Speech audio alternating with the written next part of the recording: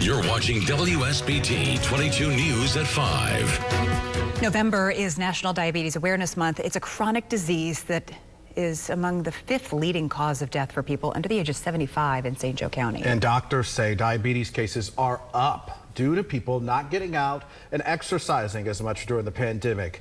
In this month's Eye on Health, WSBT-22's Paige Barnes sat down with health experts to talk about where the industry is in prevention and treatment.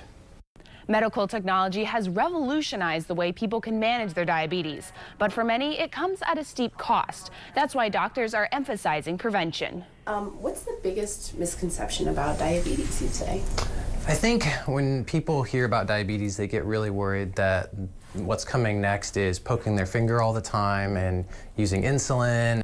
Diabetes is a chronic condition that can happen at any age. The two most common types you've probably heard of are type 1 and type 2. As Dr. Gerardot explains, the two leading forms of diabetes are manageable. Type 1 is typically diagnosed when you're younger, and it's an autoimmune condition. So it's where your body's immune system attacks part of the pancreas and the cells that make insulin, and so you don't make insulin.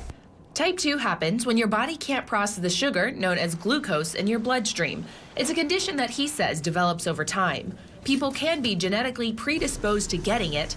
Unlike type 1, people can prevent it. If you start to notice that you are getting thirsty a lot, you're drinking more water, you're urinating more frequently, you may be more hungry than normal, but you may also be losing weight unexpectedly, those could be signs that you're having symptoms of type 2 diabetes.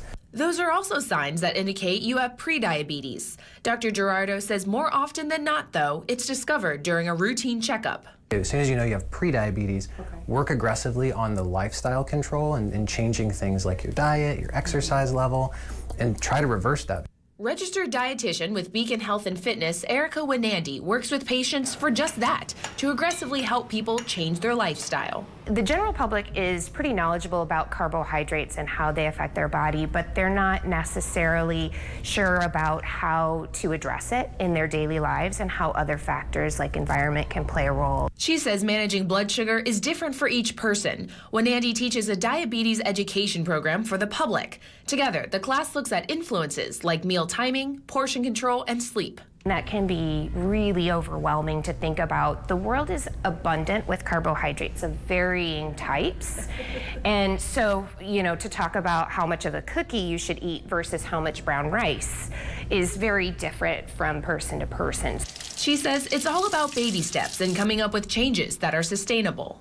And I like to use that word eating pattern instead of diet because it's not meant to be like a light switch that goes on and off. It's meant to be something that they continue.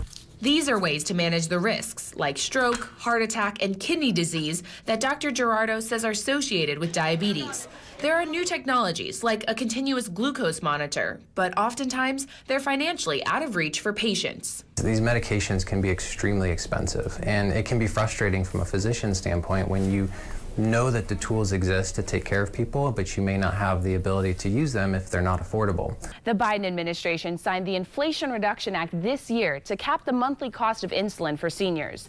But nearly 1 in 5 Americans report they have to ration insulin. In the newsroom, I'm Paige Barnes, WSBT 22 News.